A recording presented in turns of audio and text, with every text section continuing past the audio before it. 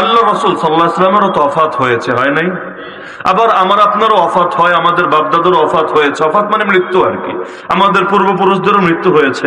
আল্লাহ রাসূল সাল্লাল্লাহু আলাইহি ওয়াসাল্লামের ওফাত হয়েছে। দুইটা কি এক না আলাদা? দুইটা কি এক না আলাদা?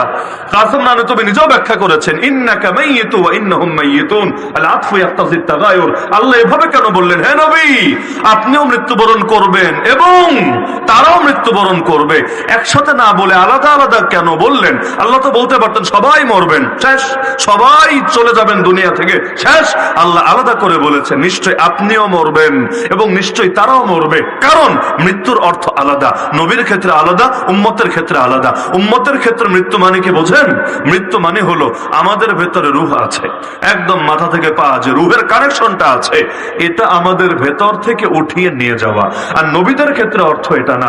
নবীদের ক্ষেত্রে অর্থ হলো তাদের মাথা থেকে পা পর্যন্ত যেখানে যেখানে রূহের কানেকশন আছে পুরোটা নিয়ে কলবে আতহারের মাঝে, পুরোটা নিয়ে কলবে আতহারের মাঝে সেখানে রেখে দেওয়া।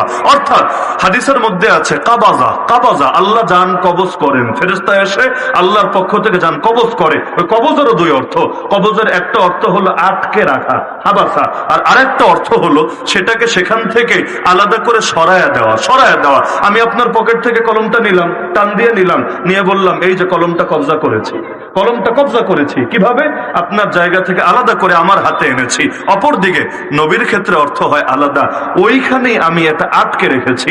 এজন্য আমার নবী সাল্লাল্লাহু আলাইহি ওয়াসাল্লাম সহ সমস্ত নবী যখন দুনিয়া থেকে যান, তাদের সম্পদের ওয়ারিশ কেউ হয় না। আমি মরলে আমার সম্পদের ওয়ারিশ কেউ হবে কিনা? আপনি মরলে আপনার সম্পদের ওয়ারিশ কেউ হবে কিনা? কারা হবে? আমাদের বাচ্চারা হবে, কারা হবে? স্ত্রীরা হবে, কারা হবে? আমাদের ভাই বেরাদার বাপ মা থাকলে তারা হবে। কে কে হবে শরীয়তে বলা আছে, কিন্তু নবীর সম্পদের ওয়ারিশ কে হয়েছে?